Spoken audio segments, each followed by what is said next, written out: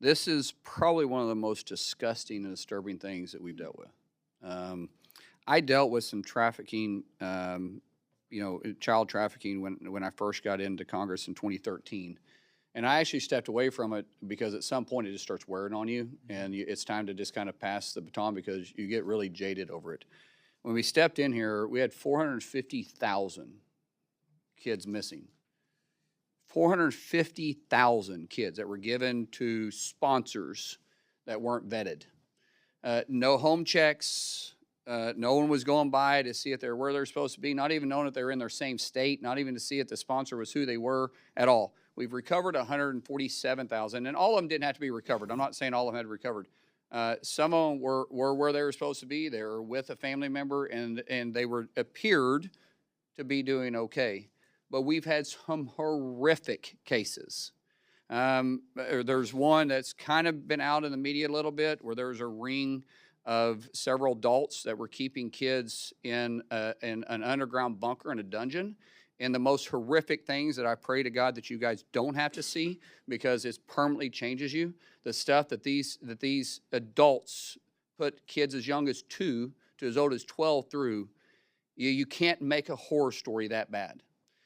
We've had some young ladies that we have rescued that report, and these aren't young ladies; these are girls, being raped 600 to 700 times, being locked in a hotel room, and having to service 15 to 20 men. These are girls, and I hate to use the word service, but I don't know what other you can use. They were being raped 15 to 20 times a day, day after day after day after day after day. They didn't get holidays off. They didn't get nights off. They didn't work 8 to 5. They didn't work, Monday through Friday.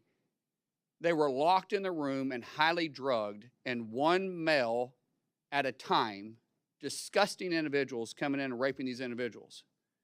It is our mission. We've stood up and standing up even a bigger task force within DHS to go and find all 450,000 kids. It is my biggest passion that I have. And it should have, let me explain this too. Almost used a bad word there. What frustrates me the most is that this was preventable.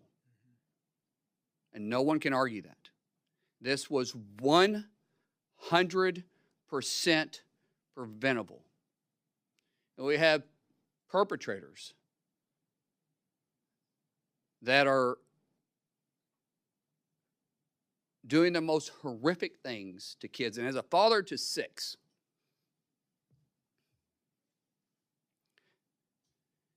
and 3 beautiful girls, when you see this, there's evil in the world. There's evil in the world. And we fed it.